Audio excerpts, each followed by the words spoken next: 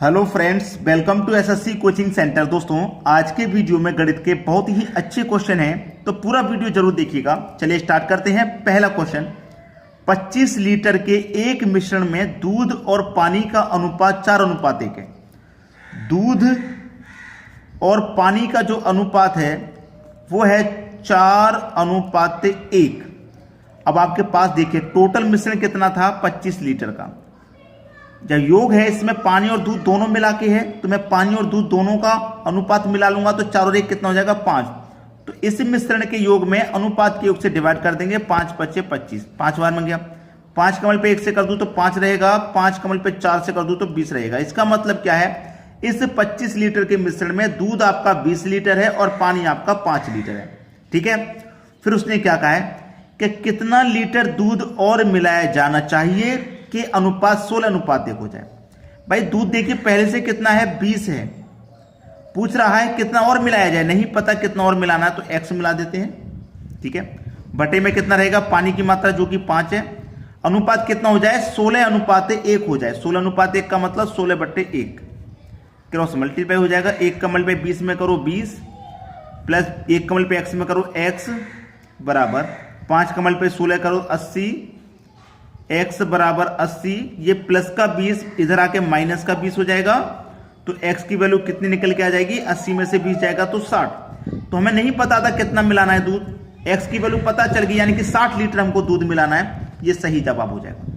यानी कि 20 लीटर दूध पहले था, 60 लीटर और मिला देंगे तो कितना हो जाएगा भैया, 80।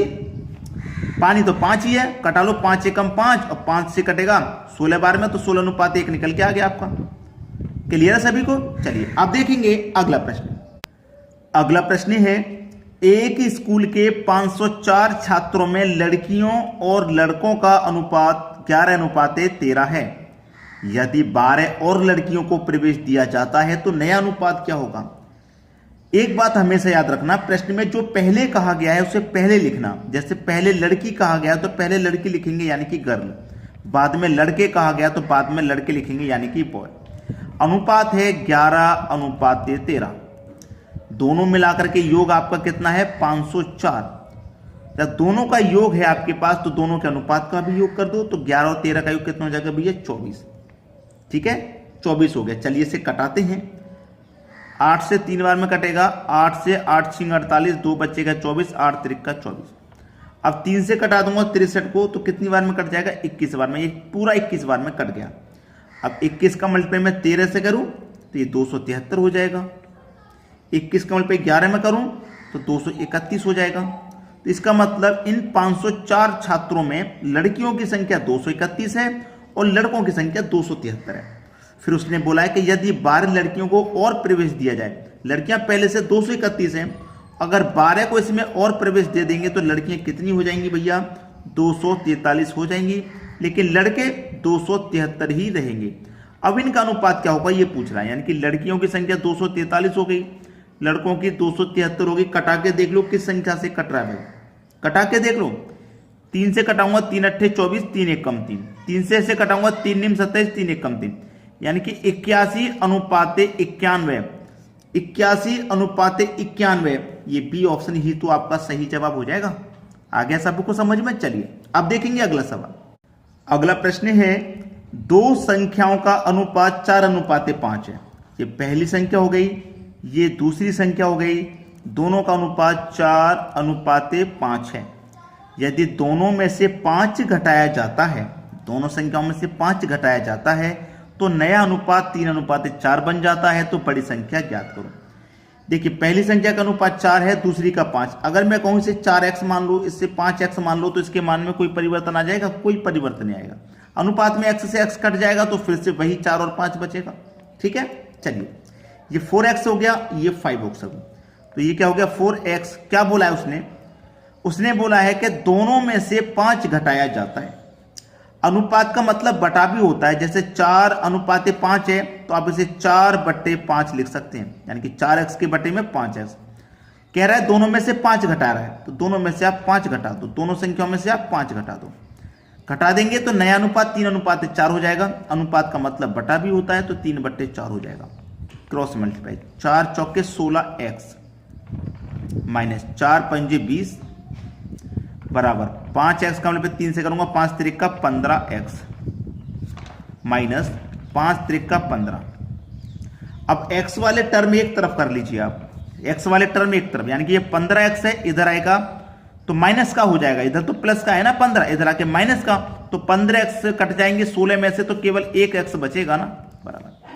अब देखना ये इधर गया था, अब ये माइनस का 20 इधर आएगा तो प्लस का हो जाएगा, तो प्लस के 20 में से माइनस का 15 घटेगा तो कितना बचेगा, 5 बचेगा। कितना बचेगा भैया, 5, यानी कि x की वैल्यू कितनी आ गई आपकी, x की वैल्यू कितनी आ गई भाई, 5 आ गई आपकी। क्लियर, x की वैल्यू 5। अब क्या पूछ रहा है, बड़ी संख्या ज्ञात करो, तो जो अनुपात में बड़ा होगा वही संख्या बड़ी होगी, तो अनुपात में बड़ा कितना है आपका, दूसरी संख्या, ये 4x है, ये 5x, तो 5x बड़ा हुआ, x की वैल्यू 5 है, x की वैल्यू 5 है, तो 5 को 5 से कर देंगे तो कितना हो जाएगा, 25 नहीं हो जाएगा, बस बड़ी संख्या 25 है, बी ऑप्शन सही जवाब है आपका। आ गया सभी को समझ में। चलिए अब देखते हैं अगला क्वेश्चन।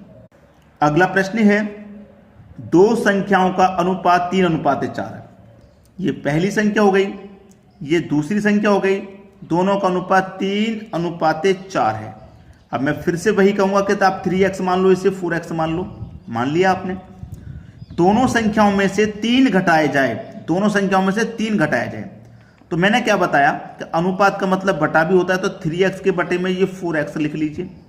दोनों में से 3 घटा रहा है तो 3 घटा दो भाई, दोनों में से 3 घटा देंगे तो नया अनुपात 2:3 हो जाएगा, 2:3 मतलब 2/3, क्रॉस मल्टीप्लाई, 3 त्रिक का 9x हो जाएगा, माइनस 3 त्रिक का 9 बराबर 4 दूनी 8x माइनस 3 दूने का 6। x वाले टर्म एक तरफ करो, ये 8x इधर आके माइनस का हो जाएगा, तो 9x में से 8x कट जाएगा, केवल 1x बचेगा। ये माइनस का 9 इधर आके प्लस का 9, प्लस के 9 में से माइनस का 6 घटेगा तो 3 बचेगा। x की वैल्यू कितनी, 3। पूछा क्या है, तो संख्याओं का योगफल ज्ञात करो, संख्याओं का योग। x की वैल्यू 3 है, x की वैल्यू 3 है, तो 3 का मतलब 3 से करूंगा 9, 3 का 4 से करूंगा 12, दोनों संख्या निकल के आ गई। इनका योग पूछ रहा है ना, तो योग कर दो, तो 12 और 9 कितना हो जाएगा भैया, 12 9 दोनों का योग हो जाएगा 21। 21 आपका सही जवाब है, जो कि सी ऑप्शन में है। समझ में आ गया सभी को। चलिए अब देखते हैं अगला क्वेश्चन। अगला प्रश्न है, एक विज्ञान पुस्तक में 5:4 के अनुपात में भौतिक और जैविक विज्ञान के 2 खंड शामिल हैं। भौतिक और जैविक के, भौतिक और जैविक के, ठीक है, किस अनुपात में, 5:4 में शामिल हैं। 504 पृष्ठों की किताब बनाने के लिए जैविक विज्ञान के लिए कितने पेज होंगे। टोटल कितना है दोनों का मिला के, 540 है।